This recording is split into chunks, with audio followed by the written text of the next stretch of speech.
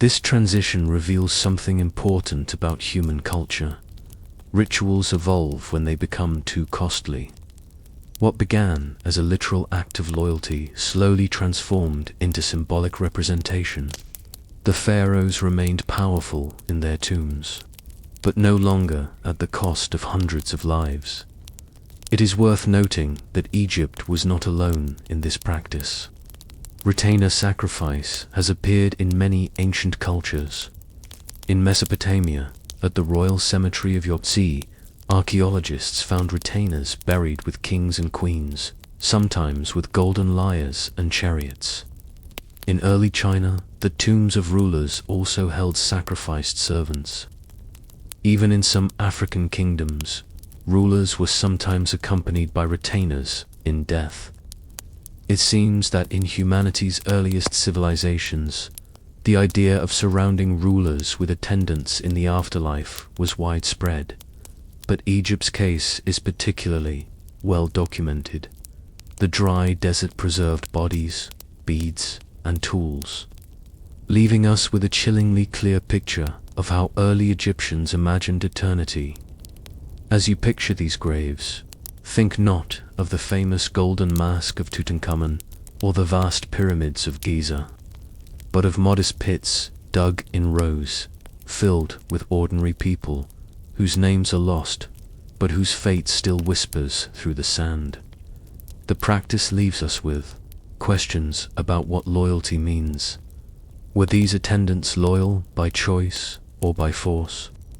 Did they see death as a passage, or simply as an order they could not refuse? We cannot ask them, but their silence is loud. As the desert winds bury and uncover fragments of pottery, one fact remains: the pharaoh was never alone. Even in death, he was surrounded. Yet the price of that companionship was life itself. And here, as you listen in the quiet, another question drifts into your mind. When the Egyptians abandoned retainer sacrifice and turned to figurines instead, did they truly evolve in compassion, or did they simply discover a more efficient way to symbolize human devotion? The desert is still. You imagine yourself walking deeper into the necropolis of Abydos, the shifting sand crunching beneath your feet, the sun low against the horizon. You pause at the rectangular remains of Djur's tomb, then glance outward at the smaller mounds scattered in careful rows. It feels less like a resting place and more like a silent army frozen in time. Each grave a soldier in the pharaoh's eternal court. By now, the practice of retainer sacrifice has been abandoned for thousands of years. The sands covered these graves long before Egypt's great pyramids rose. Yet, when archaeologists uncovered them, the world was startled. This was not the Egypt of painted walls, golden coffins, or grand temples. This was Egypt at its rawest, a place where death was not merely represented, but enacted. Let us consider the legacy of Djur's burial. On the surface, it might seem a cruel curiosity from a long-forgotten age, but its echoes run deeper. Abydos became one of the most sacred places in Egyptian religion. Later pharaohs, long after retainer sacrifice ceased, still built shrines and cenotaphs here, connecting themselves to the earliest rulers. The site became a center of worship for the god Osiris, lord of the afterlife. The choice of Abydos as Osiris's sacred ground may not be accidental. Perhaps the collective memory of mass burials, lives bound to the king, helped cement the idea of Abydos as a place where the living and the dead intersected. For archaeologists, the discovery of Djur's tomb and its retainer burials in the late 19th century forced a reconsideration of Egyptian history. Egypt had long been imagined as a civilization of wisdom and majesty, with golden masks and sophisticated temples. But these graves revealed a harsher truth. In its earliest days, Egyptian kingship was enforced not only by monuments, but by human lives sacrificed to to reinforce divine authority. This realization made Egypt feel both more human and more unsettling. It also raises practical questions. How were these sacrifices carried out? The graves provide clues. The bodies show no signs of violent trauma, suggesting that attendants were not killed by weapons. Instead, they may have been strangled, suffocated, or given poison. This points to a ritualized process, controlled, calm, perhaps even framed as a sacred transition. Imagine the scene: priests moving among the chosen attendants, speaking words of comfort or command, preparing them for what they called eternity. One by one, they entered their small chambers, lay upon mats, and allowed death to take them. The king's death became not only a moment of mourning, but a vast and orchestrated passage for many. Some scholars wonder if the attendants believed this was truly an honor. Egyptian religion already stressed the importance of the afterlife, but usually for those who could afford proper burials. For a servant to be buried near the pharaoh might have seemed a gift, a shortcut to eternity. Yet the choice may not have been theirs. Power and faith are rarely easy to separate. The practice stopped abruptly. By the time of the Second Dynasty, pharaohs were no longer accompanied by sacrificed retainers. Instead, they turned to symbolism, clay or wooden figurines that could serve in the afterlife. This shift reflects a wider truth about human societies. Customs evolve when they become too costly. The sacrifice of so many retainers could drain the living kingdom of its best-trained servants and soldiers. Moreover, as Egyptian religious ideas matured, images and words themselves gained power. An inscribed name could preserve a soul. A carved figurine could do work in the afterlife. The ritual no longer required real blood, and so, as centuries passed, the memory of retainer sacrifice faded. Egyptians of later dynasties probably looked back on it as a distant, almost mythic practice. By the time of the pyramids, no one was killed to accompany the king. Instead, laborers built stone monuments that themselves became eternal servants. Yet here is the paradox. While the later pyramids remain world-famous, the quieter tomb of Djur holds a truth about the foundations of Egyptian kingship that the pyramids never reveal. Before stone, before grand temples, before Ushabtis, there was human sacrifice. When archaeologists kneel in the sand at Abydos, brushing dust away from beads or a rusted blade, they are not uncovering treasures but lives. Lives cut short not because of personal choice, but because of a system that demanded devotion even in death. These were not nameless shadows to their families. Each was a son, a daughter, perhaps a sibling or a friend. And yet all that survives of them is a pit in the desert sand. The calm voice of history reminds you that rituals, no matter how brutal, were once seen as necessary. To those who lived in Jeris, Egypt, retainer sacrifice was not cruelty, it was order. The king was the bridge between humans and the divine, and his passing required balance.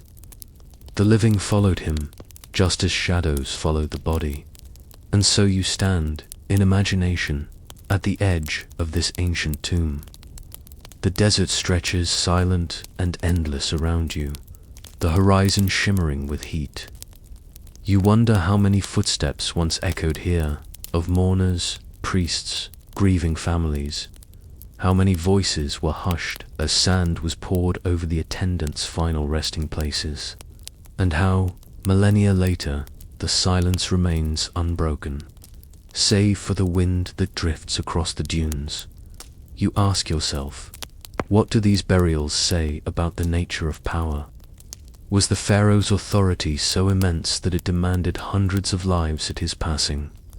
Or does it tell us something broader, that in every age, people have given their lives, willingly or unwillingly, to uphold systems larger than themselves? The answer lies buried with them. Story 2. The emperor who rested with clay soldiers. Imagine standing in a vast underground chamber, silent but for the faint echo of your footsteps. The air is cool, the soil damp, and in the half-light, rows upon rows of figures rise out of the earth. Soldiers, thousands of them, each carved in clay, each standing at attention as though awaiting a command that has not come in more than 2,000 years. This is the burial army of Qin Shi Huang, the first emperor of China, a man whose quest for immortality has become legend, and whose burial remains one of the most ambitious funerary projects in human history. Qin Shi Huang, 259 to 210 BCE, is remembered as the ruler who unified China, bringing together warring states under a single empire. He built roads, standardized weights and measures, and began the construction of the Great Wall. His reign was short but transformative. Yet in life, he was consumed by a single obsession: death.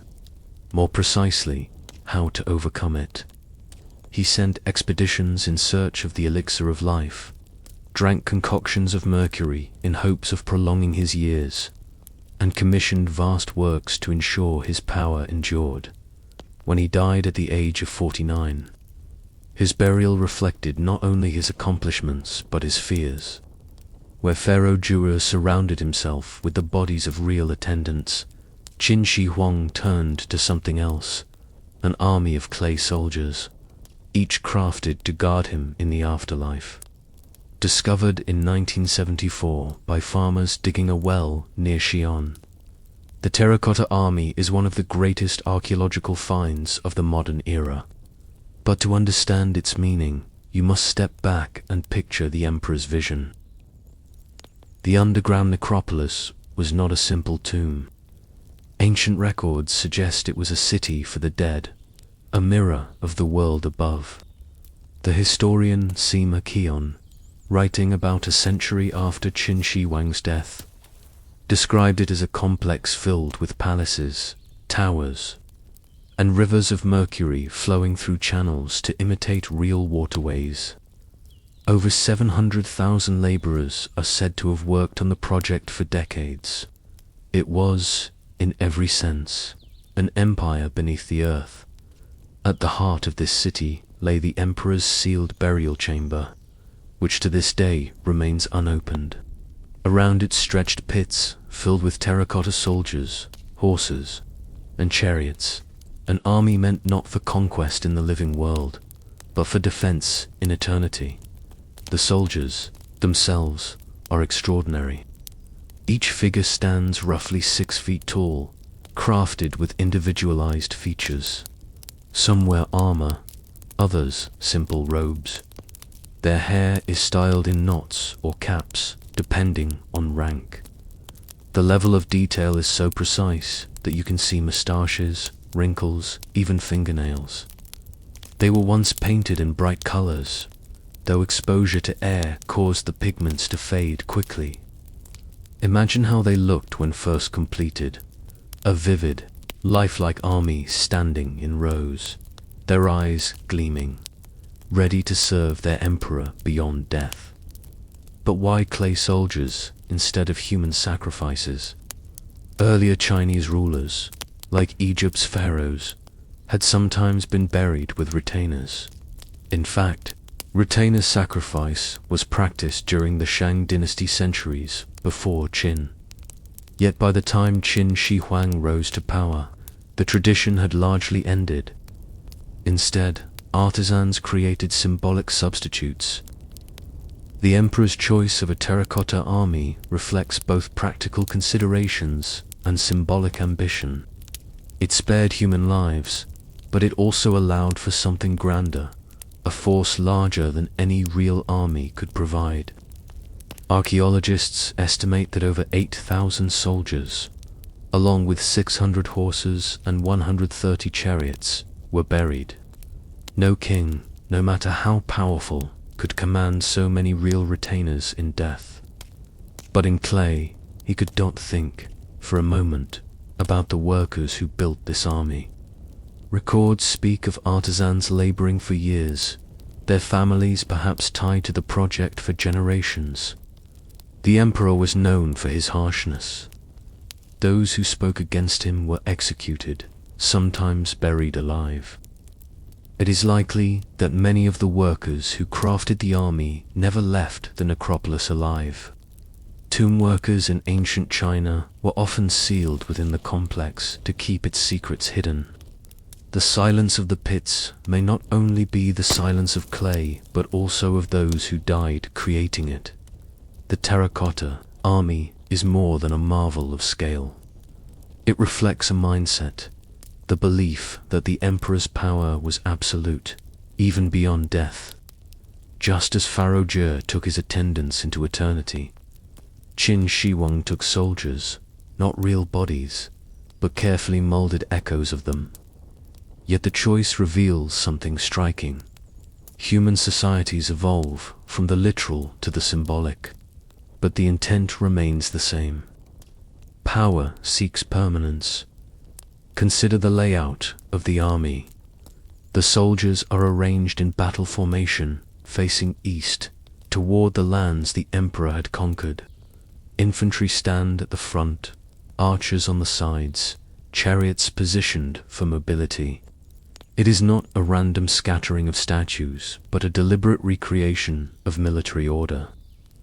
To walk among them today is to walk through a frozen battlefield, one that never fought, but still radiates discipline and purpose. And then there is the emperor himself. His burial chamber remains hidden beneath a mound, unopened for fear of damage.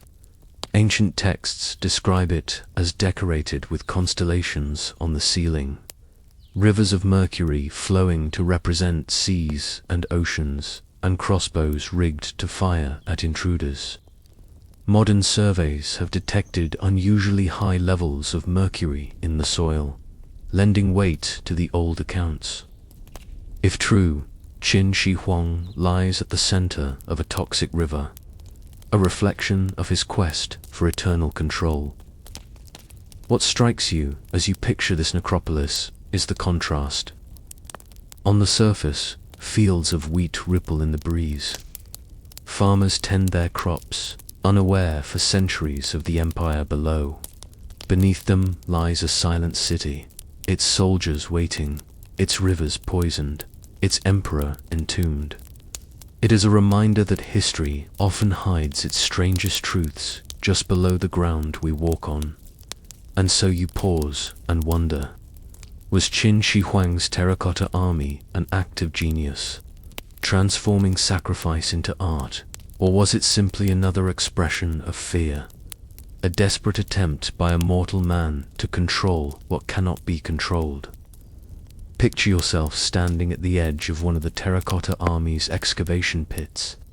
From where you are, the ranks seem endless, lines of warriors stretching into the shadows, each slightly different, each staring ahead with a solemn patience that has lasted more than 2 millennia. To understand how they came to be, you must look back to the years of Qin Shi Huang's reign, when the emperor's fear of death pressed thousands of hands into shaping this silent army. Qin Shi Huang came to power as a young king of the state of Qin during the Warring States period, a time when rival kingdoms fought bitterly for control of China. By 221 BCE, through ruthless campaigns and clever reforms, he unified them all, becoming the first emperor of a new dynasty. This was a monumental achievement, but unification did not bring him peace. Instead, it deepened his anxiety. If death could undo what he had built, what was the point of empire? And so the emperor turned to projects meant to resist death itself. He built palaces, roads, and canals, but none equaled the ambition of his tomb. Historical records say construction began as soon as he became king, decades before his death. The work was vast, requiring hundreds of thousands of laborers, farmers pressed into service, prisoners of war, skilled artisans, and engineers. Generations of hands shaped clay, baked bricks, carved weapons, and dug chambers. The process of making the terracotta soldiers was as meticulous as it was massive. Each figure was built in parts. Legs and feet formed first, then torsos, then arms, then heads. Molds may have been used for efficiency, but artisans individualized details by hand. The curl of a mustache, the set of the eyes, the folds of a robe. This was no assembly line of identical statues. It was a labor of both scale and individuality. Modern scholars compare it to an early kind of mass production, with workshops divided into teams, each responsible for different aspects. Once shaped, the figures were fired in kilns, hardening them into durable clay forms. They were then painted with bright pigments, cinnabar red, malachite green, azurite blue, and given real weapons, bronze swords, spears, and crossbows, sharpened to deadly edges. The army was not only symbolic, it was equipped for war. Standing in neat battle formation, their weapons gleaming, the soldiers must have looked almost alive, ready to march. But behind this artistry was cruelty. Historical accounts tell us that the emperor ruled with an iron hand. His obsession with secrecy was notorious. Those who worked on the tomb were often executed or buried alive to ensure no details escaped. Imagine the artisans shaping lifelike faces, knowing they themselves might never leave the necropolis. Their creations would endure, but they would not. In this way, the terracotta army is both a wonder of human craft and a monument to human suffering. At the center of it all was Qin Shi Huang's obsession with immortality. He sent expeditions across the seas in search of the fabled Isles of the Immortals. Alchemists brewed potions promising eternal life. Ironically, many of these contained mercury, which is toxic. The emperor ingested these elixirs regularly, believing them to preserve him, but instead they likely hastened his decline. When he died during a tour of his empire in 210 BCE, his body was carried back to the capital secretly, hidden in a wagon filled with rotting fish to disguise the smell. His tomb was ready. The army awaited. Think of the symbolism here. The emperor searched for life beyond life, yet prepared so carefully for death that his afterlife was built long before his final breath. It is as though he accepted death's inevitability while still raging against it, a contradiction written in clay and mercury. What makes the terracotta army so haunting is its mixture of permanence and fragility. For centuries, it lay untouched beneath the soil. When the first figures were uncovered in 1974, their paint flaked away almost instantly upon contact with air. The army was meant to last forever, yet time strips it bare. The emperor's sealed chamber remains unopened. Partly for this reason, scientists fear that rushing in could destroy whatever lies within, erasing secrets preserved for 2,000 years. The weapons found with the soldiers also tell a story.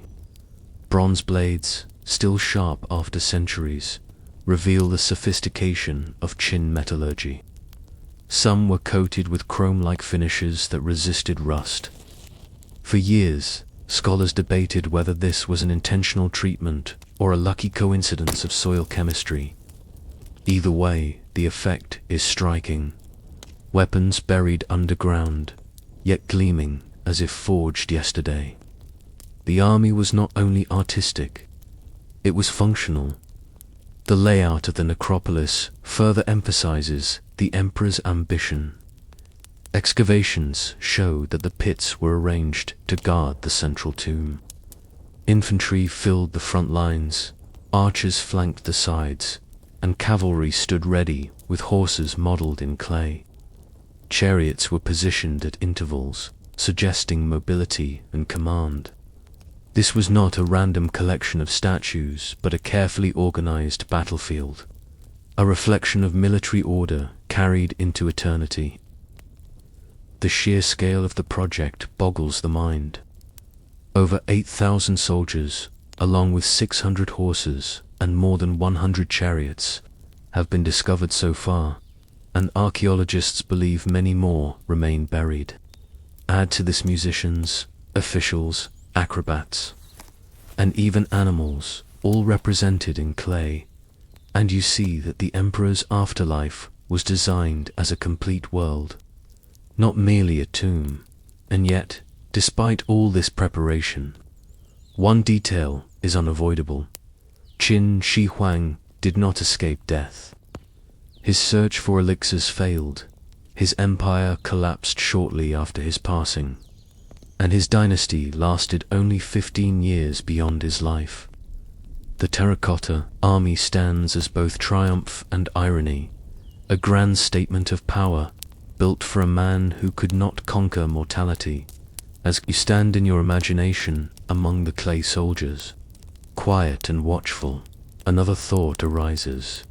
Were these figures truly guardians of the emperor? Or have they become something else? Guardians of memory, silently reminding us that even the greatest rulers are powerless against time. You stand now at the edge of the central mound where Qin Shi Huang himself is believed to rest. Unlike the open pits where his clay soldiers have been revealed, the emperor's chamber remains sealed, hidden beneath layers of earth and mystery. For more than 2,000 years, no one has entered it. The silence around the burial chamber is heavy, almost deliberate, as though the tomb itself resists intrusion. The ancient historian Sima Qi, writing a century after the emperor's death, described the tomb in extraordinary detail. According to his account, the underground palace was vast, with ceilings painted to resemble constellations and floors inlaid with rivers of flowing mercury to mimic seas and oceans. Crossbows were said to be rigged to fire at intruders. Rare gems and treasures lined the walls. At the very heart lay Qin Shi Huang in his golden coffin, preserved in a world built to last forever. For centuries, these accounts were thought to be exaggerated, but modern science has forced us to reconsider. Soil tests around the tomb mound have revealed high concentrations of mercury, far above normal levels. This suggests that the stories of rivers of mercury may be true. If so, then beneath the earth lies a chamber filled with toxic, shimmering liquid, a strange river of death created by a man who believed mercury might grant him eternal life. The chamber has never been opened, not because archaeologists lack curiosity, but because technology is not yet ready. To break into the tomb risks destroying whatever lies within. Ancient paints, fabrics, and materials could crumble instantly upon contact with air, just as the pigments on the terracotta soldiers did when they were first unearthed. Scientists wait, hoping that one day technology will allow a safe entry. But for now, the emperor remains undisturbed. What does it mean that such a treasure lies hidden? On the surface, visitors see the soldiers, thousands of silent guardians lined in formation. They are breathtaking enough. But at the center of it all is something even stranger, an unopened secret, a time capsule that might hold knowledge of ancient China's lost technologies, art, and beliefs. It is as though the emperor's greatest defense is not his clay army, but time itself, keeping his secrets sealed. The terracotta army, meanwhile, has become more than just a funerary artifact. It is a symbol of China's deep history, of craftsmanship and ambition. The figures travel in exhibitions around the world, their faces familiar even to those who know little of Chinese history. Each one carries the memory of the artisans who shaped it, the empire that demanded it, and the ruler who sought to live forever. But as you linger in thought, a subtle irony becomes clear. Qin Shi Huang's dynasty collapsed almost immediately after his death. His son proved weak, rebellions broke out, and the Qin dynasty fell within 15 years. The great empire he united dissolved almost as soon as he was gone. The emperor prepared for eternity, but his legacy in life was fragile. His afterlife became more permanent than his rule, and so the question emerges: what truly endures, power or memory? The emperor's soldiers endure because they were buried, hidden from the world for centuries. His empire, by contrast, crumbled because it was too visible, too fragile, too dependent on fear. In death, his vision proved stronger than in life. Consider also the contrast with Egypt's pharaohs. Pharaoh Jer took his attendants into death, their lives cut short to serve him. Qin Shi Huang spared human life, at least in burial, but commanded a workforce so large that countless laborers likely died building his tomb. Both reveal the same truth. Rulers, in their quest for permanence, draw upon the lives of their people. Eternity is built not by gods, but by hands that rarely receive credit. The soldiers themselves whisper of this paradox. Each face is different, sculpted with care.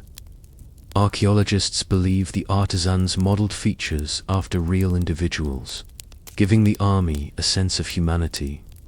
And yet, these faces were not meant to be admired by future generations. They were meant to be buried, unseen, for eternity. What we marvel at today was, in its time, an act of secrecy. As you imagine walking between the rows of clay warriors, the quiet grows heavy. Thousands of eyes seem to watch you, though they are made of clay. They guard not only their emperor, but also his silence. And you wonder, what lies in the sealed chamber at the center of it all? Treasures beyond imagining, rivers of mercury, perhaps even scrolls that could change what we know of early China. Or perhaps nothing more than dust and bones. The final irony of a man who feared death so much that he built an empire underground to hide from it. You step back, the earth closing again in your mind's eye. Above, farmers still tend their fields. Children play in villages nearby. Life continues, unaware of the world beneath. And the emperor remains where he has always been, silent, sealed, guarded by clay. And so you are left with a final thought. Drifting in the quiet of history, was Qin Shi Huang's burial the triumph of human ambition?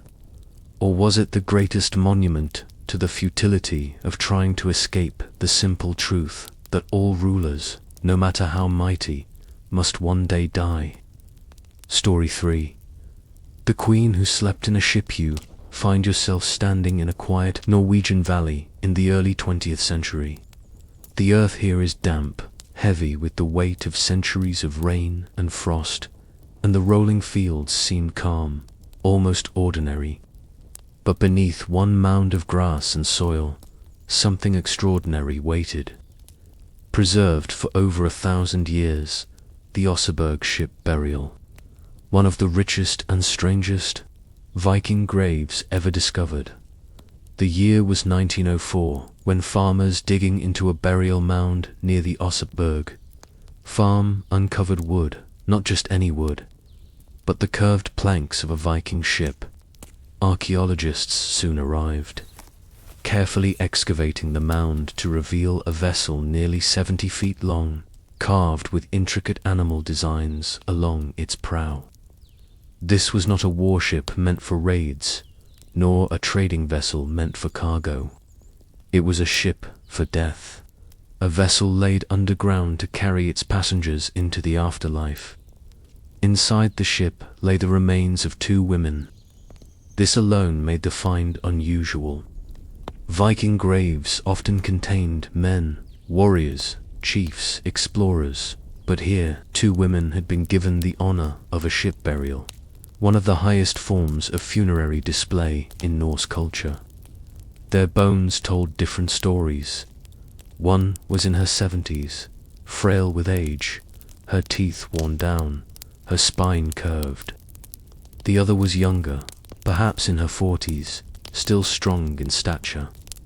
Together, they had been buried with wealth and ceremony. The grave goods astonished archaeologists.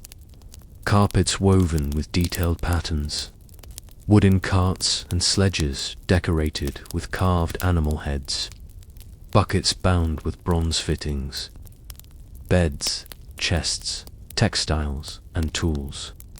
Even skeletal remains of animals, horses, dogs, oxen, were laid alongside them, sacrificed to serve in the afterlife. It was not only a burial, but a statement of status, wealth, and reverence. Whoever these women were, they mattered deeply to those who buried them. Scholars debated their identities. The older woman is often thought to have been a queen or noblewoman, perhaps linked to the royal Yngling dynasty. Some suggested she was Queen Sar, the grandmother of Harald Fairhair, who would later unite Norway. The younger woman may have been a trusted servant, a companion, or even a priestess. Their exact names remain unknown, but their burial speaks loudly enough. Why a ship? In Norse belief, ships were more than vessels of wood and sail. They were symbols of passage, of movement between worlds. To place the dead in a ship was to provide them with transport into the afterlife. Some ships were burned, their flames rising into the sky like a final voyage. Others, like the Oseberg ship, were buried, their hulls carrying the dead into the earth. In both cases, the meaning was clear. The soul was traveling on. The craftsmanship of the Oseberg ship is itself breathtaking. Carved along its sides are intertwining animals, dragons, serpents, beasts of myth. The prow curls upward like a serpent's head, a silent guardian of the women within. The ship was seaworthy, yet it never sailed after being placed in the mound. Instead, it became a coffin, a floating hall set upon soil rather than sea. The textiles found within the grave are among the most valuable artifacts. Fragments of silk, likely imported from distant lands, suggest connections far beyond Scandinavia. Imagine the hands that wove them, the long trade routes that carried them from Byzantium or the Islamic world, the wealth required to obtain them, even in death. These women displayed connections to a broader world, their burial mound in rural Norway, linked to far-off empires, but not everything in the grave was intact. Time had taken its toll. The women's bones were damaged, some missing, and the organic materials had decayed. Yet enough remained to give us a vivid picture. Beds still bore their carvings. Wooden wagons and sledges, with animal headposts, were preserved. Small tools, weaving instruments, buckets, cooking gear lay scattered as though the women would need them in another life. It was as though their household had been packed and placed aboard the ship, ready for a journey beyond death. One detail, however, unsettled scholars. The burial also contained evidence of sacrifice. The animals, at least 14 horses, 4 dogs, and 2 oxen, had been killed deliberately to accompany the women. The horses, in particular, suggest wealth and prestige. They were not simply beasts of burden, but symbols of power. To lay them in the grave was to send the women forth, not as frail bodies, but as figures of dignity, surrounded by the trappings of status, standing at the site today. The Oseberg ship is preserved in Oslo's Viking Ship Museum, its wood restored, its carvings visible, its silent story on display. But to truly imagine the burial, you must return to the 9th century. Picture the funeral mound before it was sealed. A ship hauled from the water, dragged by ropes across land, placed into a pit dug into the soil. The two women, dressed in fine clothes, laid upon beds. Around them, treasures, tools, animals, priests chanting, families watching, the smell of sacrifice heavy in the air. Then the ship, covered with earth, disappearing from sight, waiting for 1,000 years until farmers, spades, uncovered it again. The Oseberg burial forces us to ask, who were these women that deserved such honor? In a culture often remembered for its warriors and raids, here lies a story of women whose lives, though largely invisible in the written record, were so important that their death demanded one of the grandest burials in Viking history. And so, as you picture the ship lying beneath its mound, a question rises softly. Were these women queens who ruled, priestesses who guided, or companions who shared a journey? And what does it mean that their ship still sails, not on the sea, but through our memory of them? When archaeologists uncovered the Oseberg mound, they expected to find another warrior king, another tale of battles and swords. Instead, they found two women, and their presence shifted the way we understand Viking society. For centuries, popular imagination has painted the Vikings as male raiders with axes and longships, their women left behind at farms. Yet here, in a grave richer than almost any warrior's, we find evidence that women could hold extraordinary power and prestige. The identities of the two women remain uncertain, but the debate itself is revealing. The older woman, with her frail bones and advanced age, may have been a queen or high noblewoman. Some scholars connect her to Queen Sar, the grandmother of Harald Fairhair, Norway's first king. If true, the burial would not only be about honor, but also about dynastic memory, a way of grounding the authority of future kings in the prestige of their ancestors. Others argue she might have been a religious figure, perhaps a vulva, a priestess of seer magic.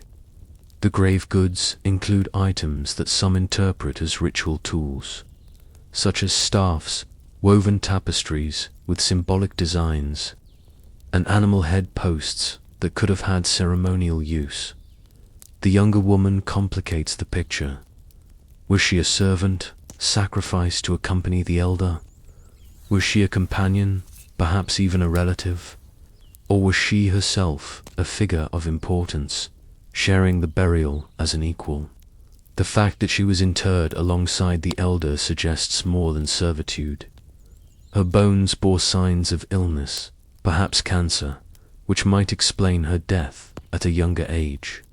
Yet her placement in the ship implies she, too, was honored. The grave goods speak volumes. Let us look more closely.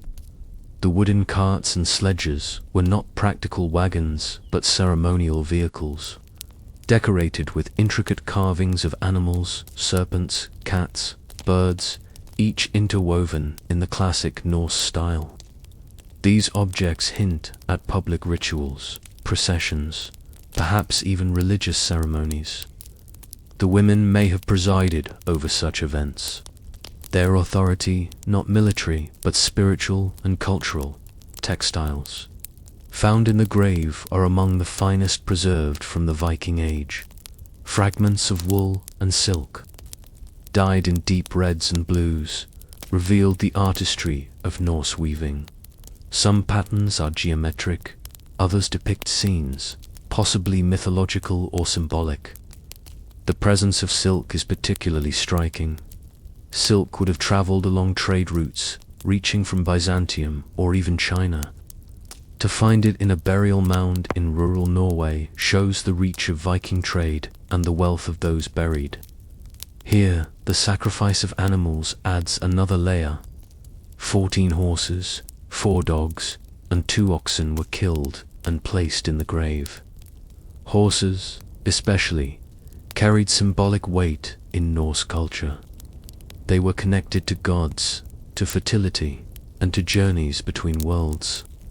In this context, the horses may have been intended to draw the ship into the next life, as though the mound itself were a harbor, and the animals were its crew.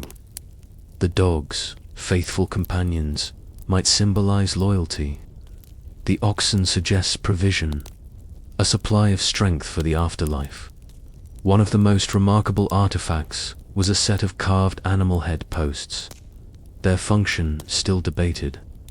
The heads, dragons, cats, and other beasts, are carved with wide eyes and snarling mouths, their necks curving with intricate patterns. Were they guardians placed to protect the women in death? Or were they ritual objects used in ceremonies before being buried? Their mystery only deepens the strangeness of the burial. The grave also contained simple domestic tools, buckets, cooking vessels, weaving implements. These may seem mundane, but they, too, are telling. In Viking belief, the afterlife required continuity of daily life. Just as pharaohs filled their tombs with food, beds, and furniture, so too did the Vikings. Death was not an end, but a continuation, and one needed tools for the journey. The presence of both grand and ordinary objects shows that these women were not only figures of power, but also anchors of household and community. The Oseberg burial challenges the assumption that Viking women lived only in the shadows of their men. Here we see women given the highest funerary honors, buried not just with wealth, but with symbols of leadership and ritual authority. Some historians argue that the Oseberg women may have been priestesses of Freya or Odin, figures who wielded spiritual power that rivaled the political power of kings. Others insist they were aristocrats, dynastic figures whose burials reinforced the legitimacy of ruling families. Either way, the burial suggests that Viking society allowed certain women to achieve prominence, both in life and in memory. But there is another detail, unsettling and easily overlooked.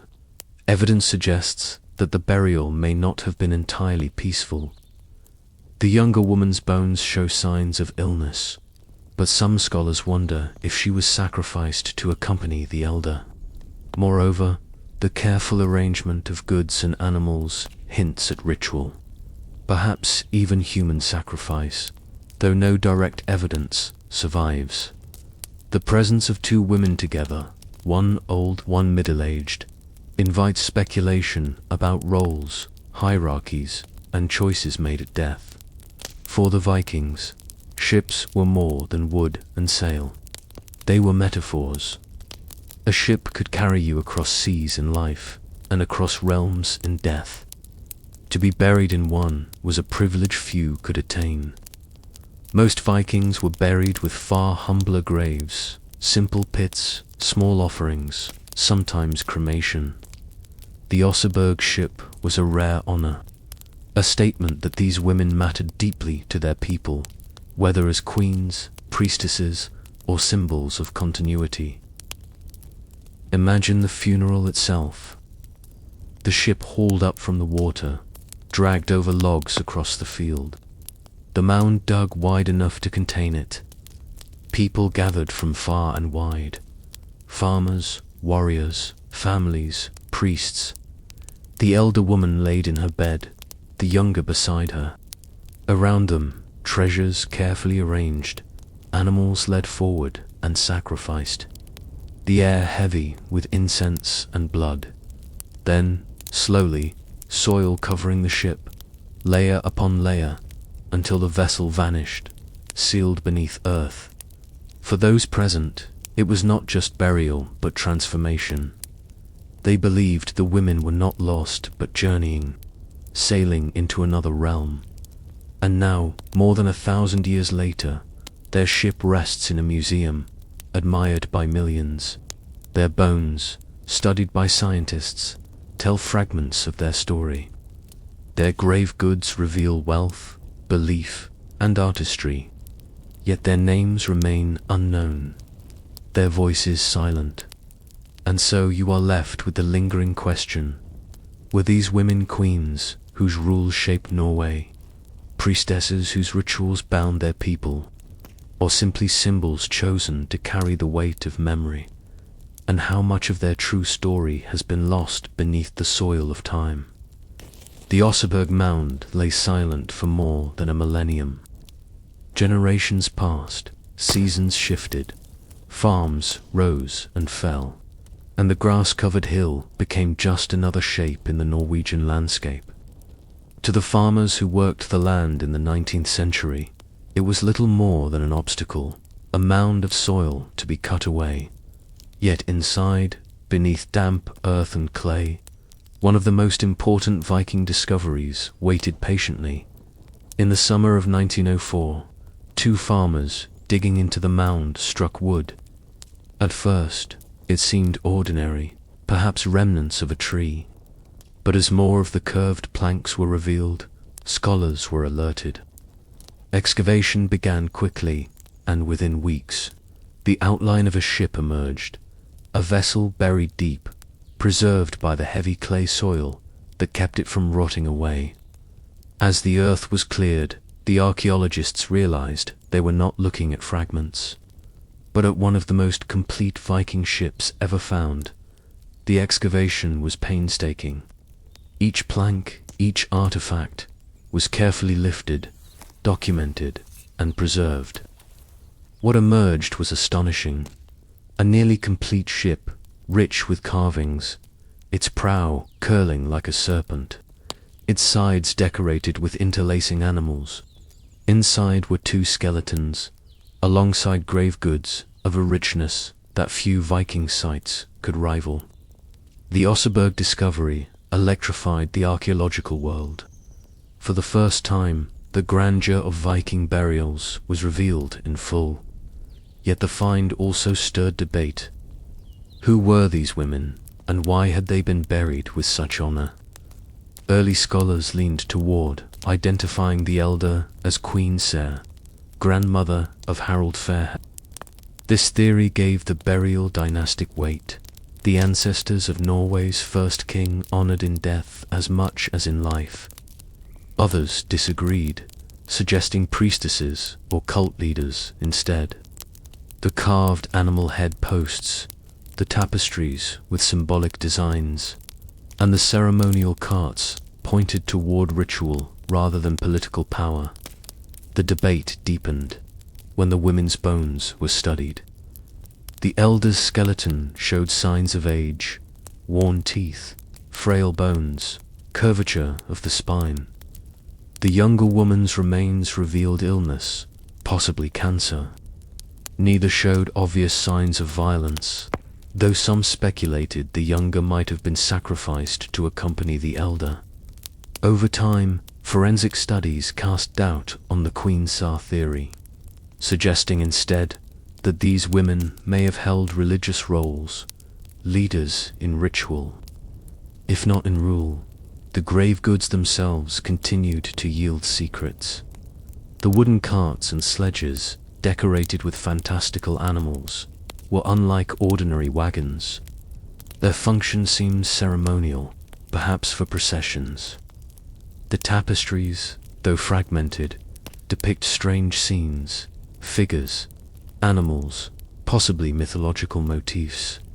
Some scholars see in them hints of Norse cosmology, rituals of fertility, or ceremonies of death. The objects seemed less about daily life and more about performance, spectacle, and meaning. The Oseberg ship became a window into the richness of Viking art. The carvings on wood, the woven patterns, the ornate fittings all reveal a culture deeply invested in beauty as well as function. This was not merely a society of raiders and farmers, but of craftsmen, weavers, and storytellers who etched their beliefs into every object. Yet even the ship itself carried mystery. Built in the early 800s, it was seaworthy. But the way it was buried suggests it was reserved for ritual rather than raiding. Its wide hull and shallow draft made it less ideal for long voyages and more suited to short ceremonial use.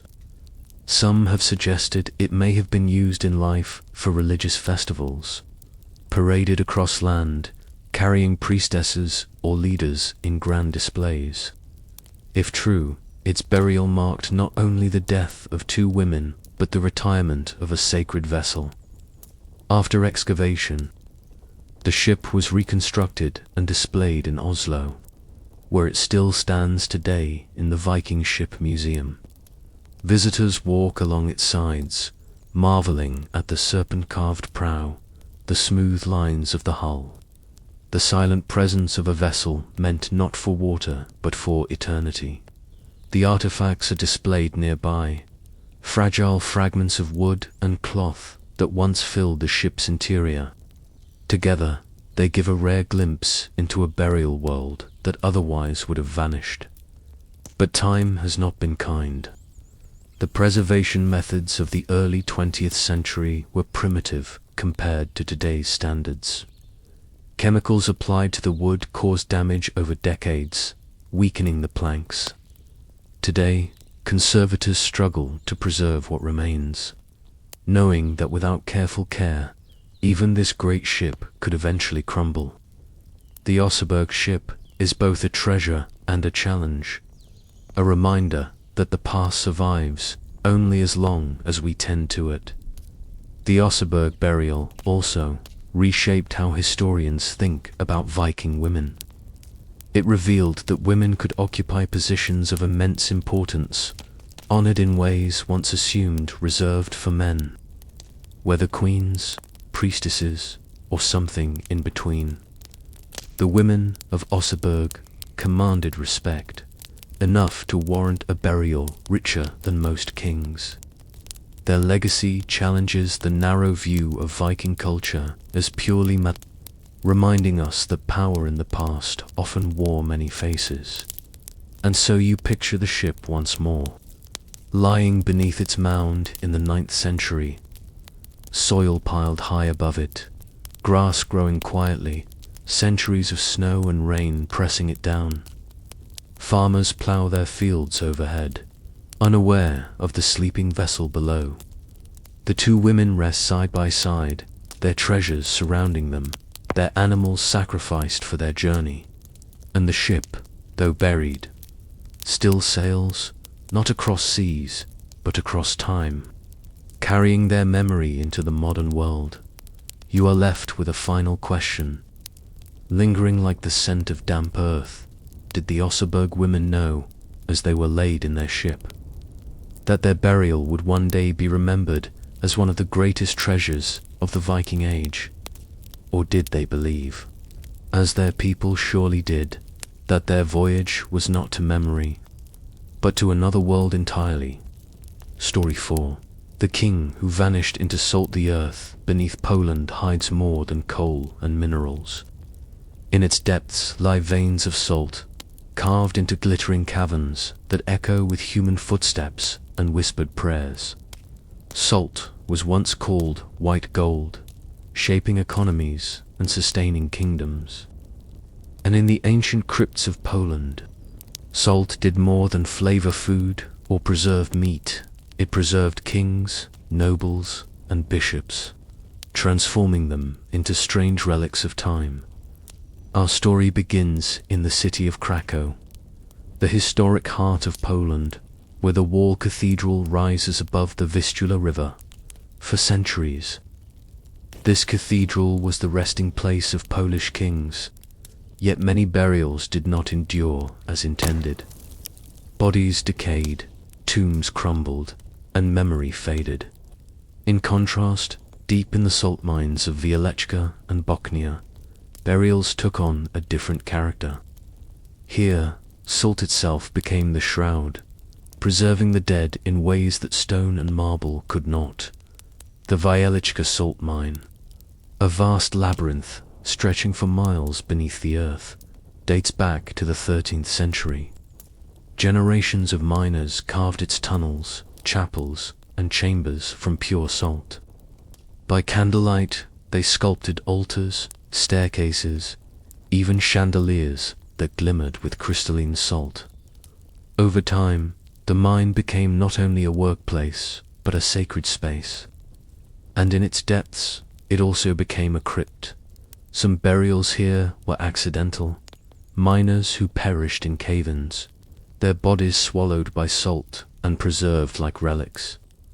Others were deliberate, nobles and clergy entombed in salt chambers, their corpses desiccated and hardened until they seemed carved from stone. Salt, the substance that sustained kingdoms, also became their burial cloth. The most striking stories, however, concerned Poland's kings. While many monarchs rested in Wall's grand cathedral, tales circulated of bodies hidden in salt mines, swallowed by the earth, their remains transformed into statues of salt. One such tale clings to King Kazimierz, the great Kazimierz III, 1310 to 1370. He was one of Poland's most important rulers, remembered for building cities, codifying laws, and leaving the kingdom stronger than he found it. When he died, legend says, part of his legacy was tied to salt. Kazimierz had expanded mining rights, using salt wealth to fund his realm. In popular imagination, it seemed only fitting that his body might have been absorbed by the very substance that enriched his people. Though historical records insist Kazimierz was buried in Wałbrzych, folk stories whisper of his body hidden deep in Wieliczka, preserved in crystalline layers. Some miners swore they saw a kingly figure in the salt walls, a silhouette of a man crowned in white. Was it simply a mineral formation, or a vision of a king who had vanished into salt? The tale grew, passed in murmurs from one generation of miners to another. There is a strange poetry in the idea. Unlike marble tombs that crumble, salt changes slowly, crystallizing over time. Bodies buried in its depths do not rot as quickly. Instead, they shrink, harden, and remain like artifacts of flesh and stone fused together. For medieval Poles, salt was wealth, life, and preservation. To imagine a king resting in salt was to imagine him eternal, part of the very earth that sustained his people. The cathedral crypts of Wall also tell their own unsettling tales. Archaeologists who examined royal tombs in the 20th century found unexpected traces of salt within the coffins, perhaps sprinkled as a preservative, perhaps symbolic of purity. The line between legend and practice blurs. Did Poland's kings truly vanish into salt, or did salt simply cling to their memory because it was the essence of their wealth? The Wieliczka mine today is a UNESCO World Heritage Site, visited by tourists who descend hundreds of meters into its cool depths. They walk through chapels carved of salt, past altars where miners once prayed, past sculptures of saints and kings glittering in crystalline walls. Guides tell stories of miners who died here, their bodies found decades later intact, preserved as though asleep. Among these tales, the whispers of vanished kings linger, half history, half myth. To walk here in imagination is to feel the weight of centuries pressing down. The tunnels stretch endlessly, lit by flickering lamps. The walls shimmer faintly, as though lined with frost, though it is salt, not ice. The air is heavy, dry, and still. Somewhere in the silence, you imagine hearing the echo of picks against stone, the prayers of miners, the hushed stories told at night of kings who rest in salt. The image stays with you, a king vanishing not into fire, nor into marble, but into a mineral that both feeds and preserves. Salt, the humblest of substances, becomes both tomb and monument, and you are left with the question, Were these kings truly buried in salt? Or was salt itself, the way Poland remembered them, as part of the land, inseparable from the people they ruled? Step again into the mouth of the Wieliczka salt mine, and let your imagination descend with the miners of centuries past.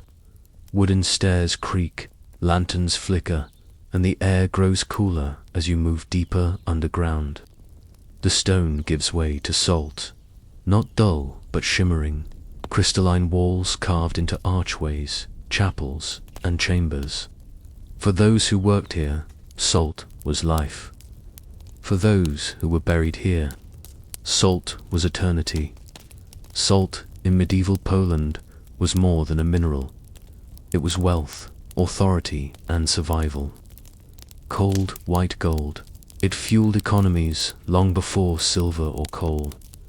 Kings drew enormous revenue from the salt mines of Wieliczka and Bochnia, which were among Europe's most productive. Taxes on salt, called the Gupi Krakowski, filled royal coffers, funded armies, built cities. Every grain of salt was both seasoning for food and coin for the treasury. The miners who descended daily into the earth lived dangerous lives. Tunnels could collapse, floods could swallow passages, gas could suffocate. Yet salt was also strangely kind. Unlike damp stone, it desiccated flesh, preserving it. Stories grew of miners killed in accidents, whose bodies remained remarkably intact. Their skin hardened, their features recognizable years later. For their comrades, these bodies seemed more than corpses. They were signs that salt held a protective, almost sacred quality, and so, when nobles or clergy were buried in salt chambers, the practice carried meaning. To rest in salt was to rest in purity, preserved not by artifice, but by nature. Bodies buried in wood coffins decayed quickly, but bodies left in salt shrank and hardened, becoming statues of themselves. In a land where salt was life, it became death's ally too. The great salt chambers became more than mines. They became sanctuaries. Miners carved chapels underground, complete with altars, pulpits, and statues of saints, all from salt. The most famous, the Chapel of St. Kinga, glitters like a subterranean cathedral, its chandeliers carved from salt crystals, its walls etched with biblical scenes. Here, miners prayed before shifts, seeking protection from the dangers of the earth. Here too, perhaps, burials gained a sacred tone. As the salt became both earth and church, legends of kings preserved in salt took root in this atmosphere. The most enduring involved Kazimierz the Great. He had expanded Poland's mining operations, ensuring that salt revenues made the kingdom wealthy. For miners, Kazimierz was tied not only to laws and castles, but to their very livelihood.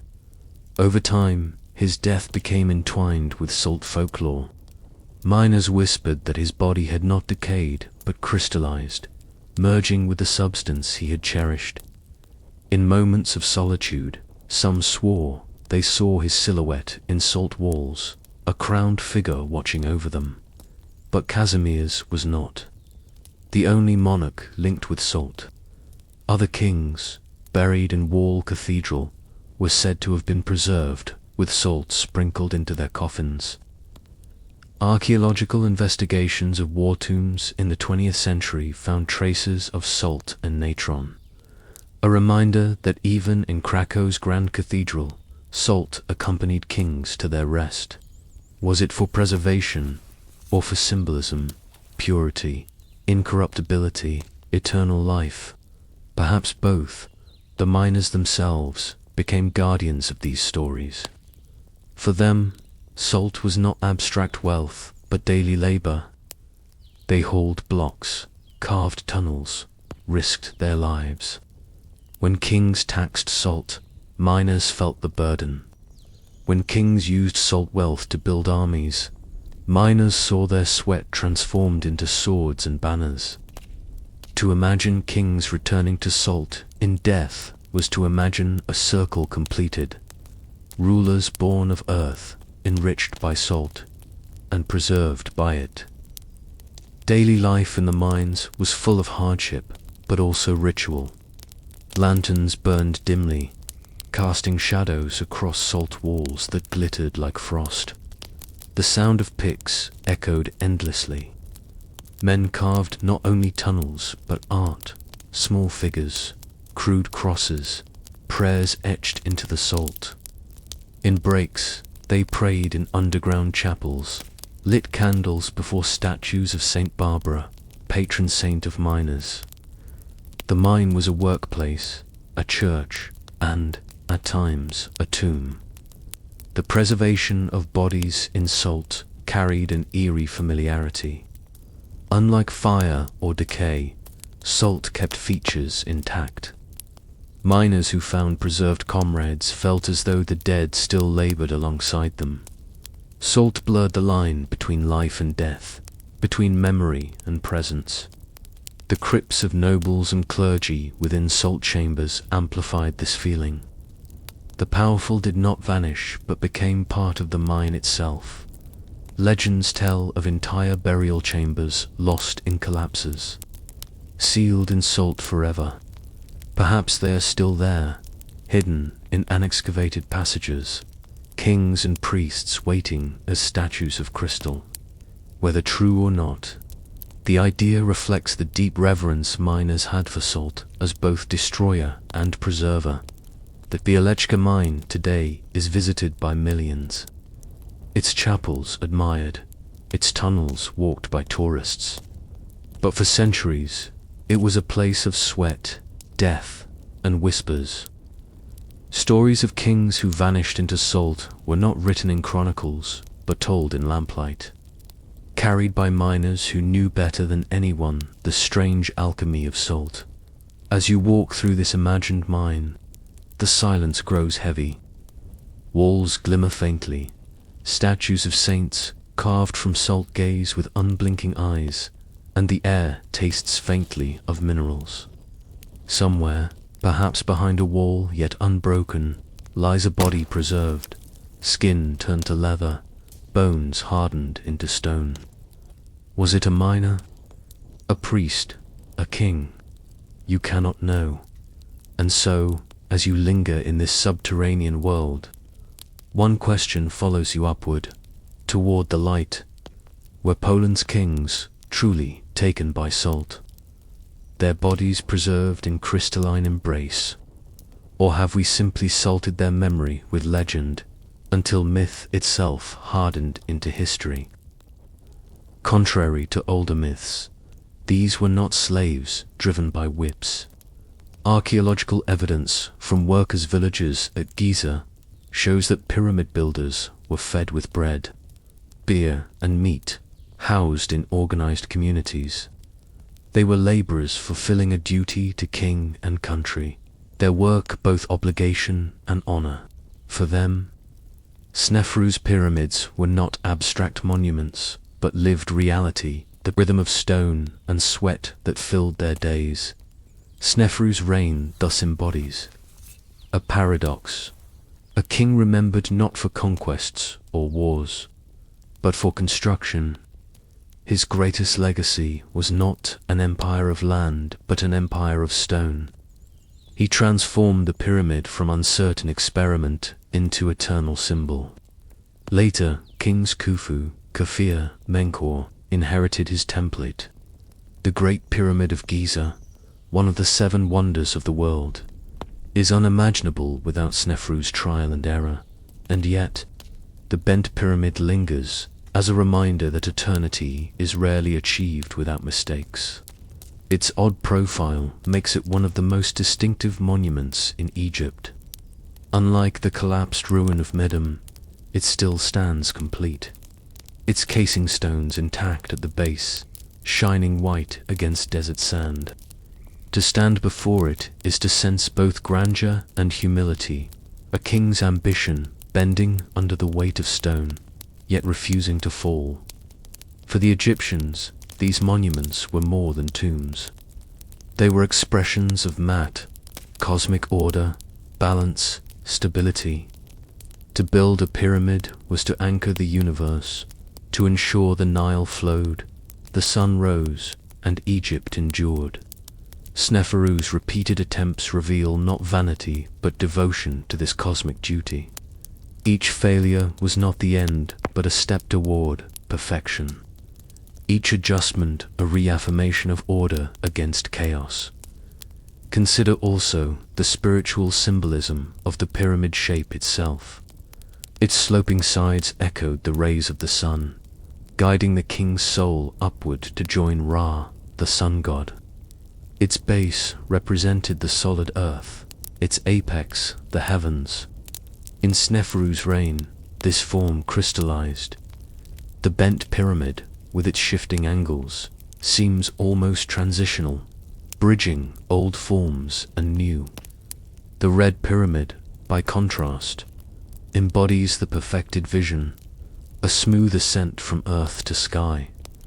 The human cost of these projects was immense, but so too was their meaning. For the workers, each block laid was part of something greater than themselves. For Sneferu, each monument was a step toward eternity. For history, each pyramid became a lesson in persistence.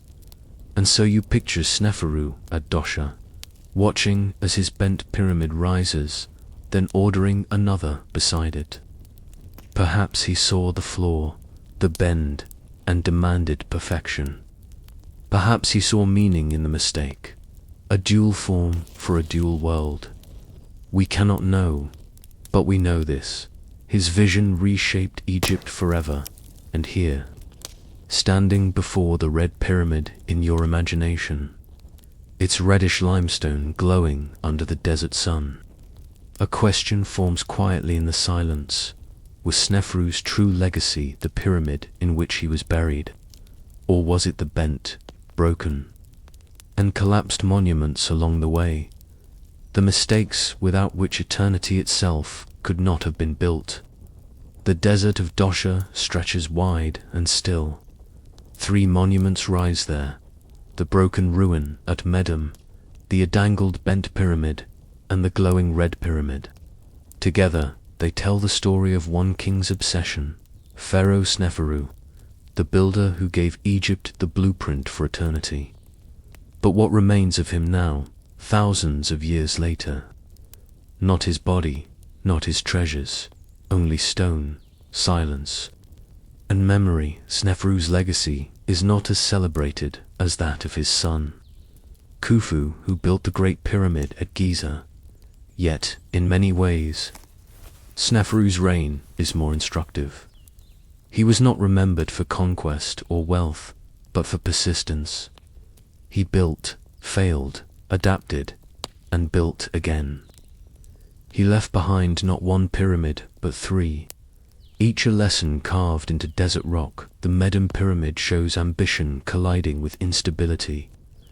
Its collapse revealed the risks of innovation, a reminder that eternity is never guaranteed. For later Egyptians, it may have stood as a cautionary ruin, a reminder of the limits of stone and gravity. Yet it also preserved the memory of daring, the willingness to reshape tradition into something new. The bent pyramid stands unique, its double slope visible for miles.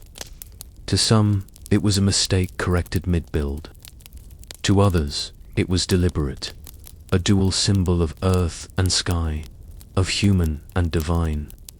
Its survival, intact and well preserved, suggests that failure may itself be endurance. Unlike Medum, it did not collapse. Unlike Giza, it was not crowded with tourists or treasure hunters. Instead, it remains quiet, almost forgotten. Its white casing stones gleaming at its base, like snow in the desert. The red pyramid, by contrast, is triumph. A perfect form, stable and enduring, it set the pattern for every pyramid that followed. It may well have been Sneferu's final resting place, though his mummy is long gone. To walk inside its chambers today, the corbelled ceilings towering above, is to feel both awe and emptiness. The man who ordered it built has vanished, but the structure remains silent and steady, as though mocking mortality itself. Sneferu's reign also reshaped Egypt politically and spiritually. His building projects required not only labor but organization. Villagers were mobilized, resources directed, logistics mastered. The system that supported pyramid building became a system that supported empire. Sneferu's pyramids were not just tombs, they were exercises in statecraft, proving Egypt's ability to marshal its people toward a single vision. Later, Egyptians remembered Sneferu with reverence. Records from the Middle Kingdom describe him as a beloved king, kind to his people, generous in spirit. Tales from papyri centuries later portray him sailing on lakes with maidens, a symbol of joy and harmony. His pyramids stood as proof of a reign that balanced ambition with order. 2 Egyptians. Sneferu embodied Mat, the cosmic balance between chaos and stability, yet modern eyes see something more human. In Sneferu's pyramids, we see not only majesty but error, not only triumph but adjustment. His monuments remind us that greatness is often built on imperfection. Without Medum's collapse, there would be no bent pyramid. Without the bent pyramid's awkward angles, there would be no red pyramid. Without Sneferu's experiments, there would be no Giza. Eternity itself was built on trial and failure. This legacy is strangely comforting. Pharaohs are often remembered as remote, divine figures, distant from human struggle. Sneferu, however, appears closer. His monuments are flawed, his ambitions corrected, his eternity forged through persistence rather than perfection. In his pyramids, we glimpse the humanity of kingship, the willingness to try, to fail, to try again. The desert holds these lessons in silence. Walk around Dosha today, and you find the pyramids standing apart from the crowded sites of Giza. Few tourists come here. The sand drifts quietly at their bases. The air is still. The bent pyramid looms, its strange profile cutting the horizon. The red pyramid glows in the sunlight, its form simple and pure. And the ruins of Medum crumble, a monument to ambition undone. Together, they whisper of a king who sought eternity and, in his own way, found it. But eternity is never simple.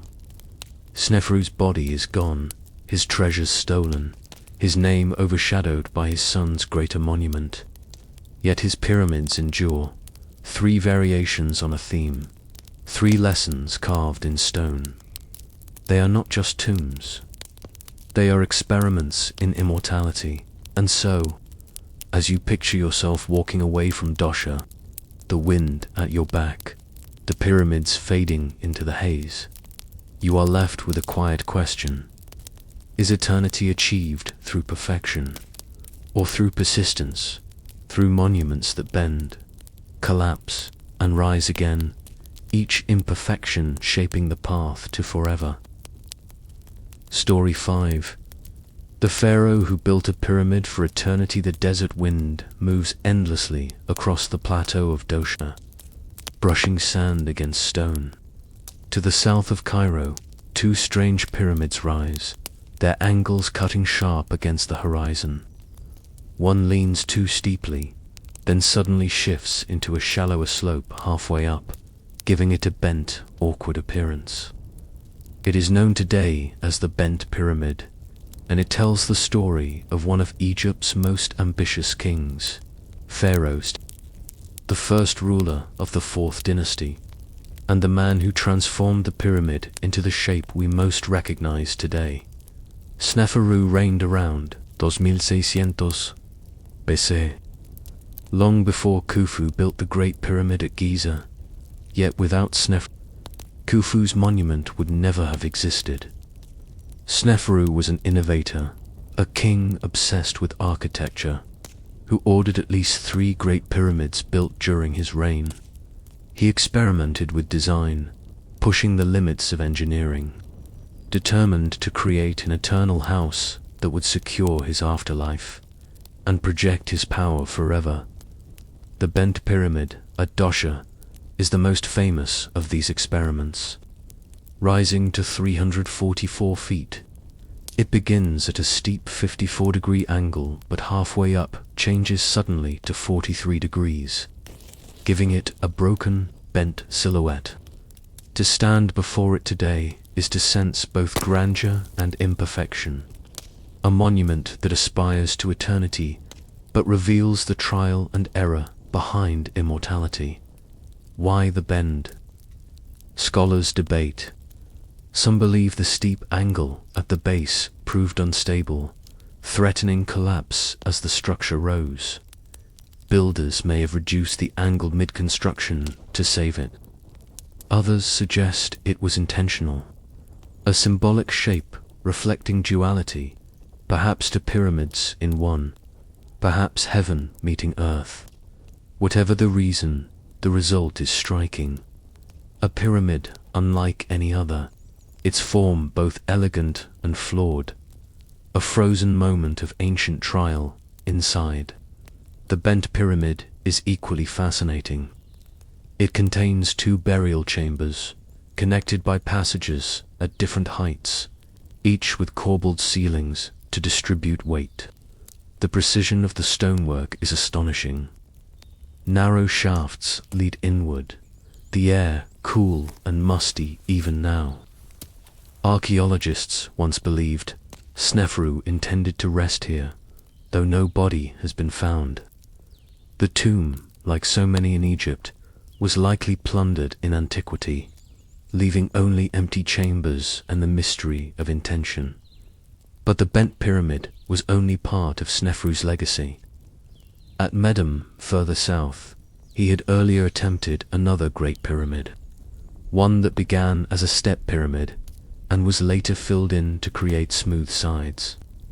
Known as the Medum Pyramid, it collapsed in antiquity, leaving a ruin of stone blocks that tumble outward like a broken mountain. Yet this failure taught lessons in stability and design that shaped later monuments. And after the bent pyramid, Sneferu built yet another, the Red Pyramid, also at Dosha. This one rose at a consistent angle, its reddish limestone glowing in the desert sun. Standing at 341 feet, it was the first successful true pyramid in history, precursor to Khufu's Great Pyramid. Many believe Sneferu was finally buried here in the Red Pyramid, though again his body has not been found. The story of Sneferu is thus a story of persistence. He did not build one pyramid, but 3, learning from failure, adapting design, and shaping eternity one stone at a time. His architects experimented with angles, with corbelled chambers, with smooth casing stones. Through trial and error, they created the formula that would define Egyptian kingship for centuries. Imagine, for a moment, the labor behind these structures. Tens of thousands of workers, not slaves, as old myths once suggested, but laborers drawn from across the land, supported by food rations and housing. They quarried limestone, dragged blocks on sledges, raised ramps of mud brick and rubble. The sound of hammers on stone echoed day and night. The desert floor was scarred with ramps, sledges, and campfires. Building Sneferu's pyramids was not only architecture but an act of national unity, pulling resources and people together under the will of the king. Sneferu himself is remembered not only as a builder but as a ruler who embodied the idea of mat order, balance, harmony. His pyramids reflected this belief. Eternal houses meant to stabilize the universe, to ensure Egypt endured as long as stone itself. And yet, The bent pyramid reveals the tension between ambition and reality. Even divine kings faced gravity, engineering limits, and the possibility of failure. To walk around the bent pyramid today is to feel its strangeness. Its polished casing stones still cling to the base, making it one of the best preserved pyramids in Egypt. The angle change is abrupt, almost human in its mistake, a reminder that eternity is shaped by trial. The silence around it is heavy, broken only by desert wind. Few tourists wander here compared to Giza. It is a quieter, lonelier monument, its grandeur softened by imperfection. And so you stand before Sneferu's bent monument, and you wonder, was this pyramid a failure, an accident corrected in haste? Or was it the deliberate expression of a king who sought eternity in forms we still struggle to understand? To understand Sneferu's pyramids, you must imagine Egypt not as it is now, but as it was in his time, fertile fields stretching along the Nile, villages humming with life, and the desert fringes buzzing with the labor of thousands. The pyramid age was young then, still an experiment, still uncertain. Sneferu's reign transformed it into a tradition. His first great attempt was at Medum, some 60 miles south of modern Cairo. The pyramid there began under his predecessor, Huni, as a step pyramid, a series of stacked terraces rising toward the sky. Sneferu sought to transform it, filling in the steps to create smooth sides, an innovation that would redefine Egyptian kingship. But the design was flawed. The outer casing collapsed, likely during or soon after Sneferu's reign. Today, the Medum pyramid looks like a stone tower rising from a heap of rubble. Its sides broken, its base littered with massive fallen blocks. For archaeologists, it is both ruin and revelation. Its collapse shows the risks of ambition, but also the determination of Sneferu to refine the form. From Medum, Sneferu moved to Dosha, where he ordered the construction of another great pyramid, the one we now call the Bent Pyramid. Its unusual shape, changing angles halfway up, reveals both daring and adaptation. Some scholars argue the builders realized the steep angle was too dangerous as cracks appeared in the stone, forcing them to adjust. Others see symbolism, perhaps a dual pyramid representing heaven and earth, or an architectural compromise meant to prevent collapse. Whatever the cause, the Bent Pyramid became unique, a monument both bold and imperfect, standing as if frozen in mid-correction. Yet Sneferu was not satisfied. Near the Bent Pyramid, he ordered a third monument, the Red Pyramid, named for the reddish hue of its limestone core. Here, his builders finally perfected the design. Rising at a shallower angle of 43 degrees, it was stable, elegant, and complete. At 341 feet, it became the world's first successful true pyramid, smooth-sided from base to summit. Its internal chambers, with corbelled ceilings rising high, reveal the mastery of weight and stone that would soon culminate in Khufu's Great. Pyramid Dot, the Red Pyramid, may have been Sneferu's final resting place. Its burial chamber, deep within, once held a sarcophagus, though, like so many tombs, it was robbed in antiquity. No mummy remains, no treasures, only silence and stone. Yet in this silence, Sneferu's achievement endures. He had turned experiment into formula, trial into tradition. What is striking is not just the monuments themselves, but the scale of Sneferu's ambition. To build 3 massive pyramids in one reign required staggering resources. Modern estimates suggest tens of thousands of workers labored seasonally, drawn from farming villages across Egypt. They quarried stone from nearby cliffs, floated blocks down the Nile, hauled them on sledges lubricated with water across ramps of mud and rubble. Each pyramid was not just a tomb, but a national project, uniting people in the service of eternity. Story 1. The pharaoh buried with his servants.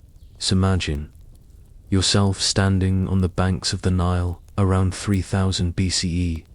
The river glides slowly, its surface reflecting the desert sun in muted ripples, as though time itself moves more sluggishly here. The air is heavy with the smell of silt, reeds, and the faint smoke of funeral fires rising in the distance. You hear the low sound of chants, words in a language you do not know but can almost feel vibrating through the air. The chants are for a king, a pharaoh named Jer, one of Egypt's earliest rulers, whose death marked not only the end of a life but the beginning of something far stranger in the annals of burial traditions.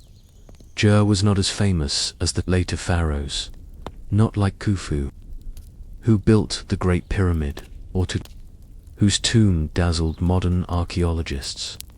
Yet, in the quiet sands of Abydos, where Jer was buried, something unfolded that still disturbs historians today. When he died, perhaps around 3050 BCE, dozens, maybe even hundreds, of people were buried with him. Not statues, not symbolic figures, but real human beings. Servants, courtiers, attendants. Some were young men and women, others perhaps older. They were placed in graves surrounding his tomb, as though his afterlife demanded not only his possessions, but also the lives of those who had served him in this one. Pause a moment to consider this. You walk among these ancient graves, and you realize that each shallow pit once held a person who had a family, a name, a story. Yet their lives ended because the pharaohs did. To us, it seems brutal, but to them, perhaps it was seen as honor, perhaps it was obligation, or perhaps they had no choice at all. Archaeologists uncovered these satellite burials in the late 19th and early 20th centuries. The tomb of Jer itself was identified in Abydos, in what the Egyptians called the El-Kub, the mother of pots. The name came from the shards of thousands of broken pottery, vessels scattered in the desert, remnants of offerings left for the dead. And there, among the broken clay, lay the silent witnesses to this strange custom. The layout of Jer's tomb is simple, rectangular, with chambers for his body and goods. Around it, in carefully arranged rows, lie the smaller graves. Some contain young women with jewelry still on their bones. Others hold men with simple tools or weapons, as though, even in death, they were expected to serve as guards. Unlike later Egyptian burials, which relied on carved figurines called ushabetis to symbolically serve the king, these were real sacrifices. You may wonder, how did they die? Were they killed outright, strangled, poisoned, or did they go willingly into the earth? Evidence suggests that many of them were strangled or suffocated, perhaps in a ritual that promised them a place beside the pharaoh in eternity. Their graves show no signs of violent struggle, leading some to think the act was systematic, controlled, and ritualized. Imagine the quiet as each servant lay down, or was laid down, and the sand covered them. The practice wasn't unique to Jer, though his burial is among the most striking examples. Early dynastic pharaohs often surrounded themselves with sacrificed retainers. It was only later, as Egyptian culture evolved, that the practice faded. Instead, kings turned to symbolic substitutes, small figures carved from stone or wood that could stand, in for real people in the afterlife. But in Jer's time, the boundary between life and death was crossed literally. There's something unsettling in this practice. And yet, as you listen to the story in this quiet moment, it also reveals how differently these ancient people understood duty, loyalty, and eternity. For them, the pharaoh was not just a man, but a god on earth. To be buried with him was to step into eternity itself. That eternity, however, was forced, demanded, an absolute dot. Think, too, of the daily life of these attendants before the king's death. Did they serve him in the palace? Did they fetch water, prepare food, polish gold vessels, carry messages? Did they sense, even as they served him, that when his time came, so too would theirs? That their fates were not their own, but tied by invisible chains to the life of the god-king they served? The archaeological details are precise but haunting. Excavators found more than 300 subsidiary burials linked to early dynastic kings at Abydos. Some belonged to Jer's reign. Rows upon rows of graves, neatly dug, lined with mud brick, filled at once. It suggests that the deaths were not spread over years, but happened in a single moment, a mass ritual to accompany the king into the next world. This practice, known as retainer sacrifice, disappeared by the end of Egypt's first dynasty. But in Jer's time, it marked a belief system where the power of the king extended beyond life. The king's death was not an end, but a continuation, and for his attendants, their role in life was carried into death.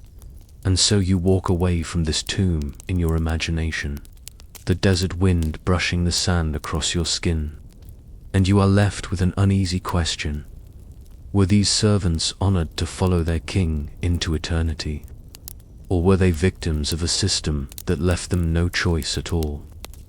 Close your eyes again and let yourself drift back into the desert. The air is dry, the sand shifting quietly underfoot. And before you stretches a vast cemetery, the royal necropolis of Abydos. This is where Egypt's earliest rulers were laid to rest. If you stood there today, you would see low mud brick ruins half swallowed by the desert.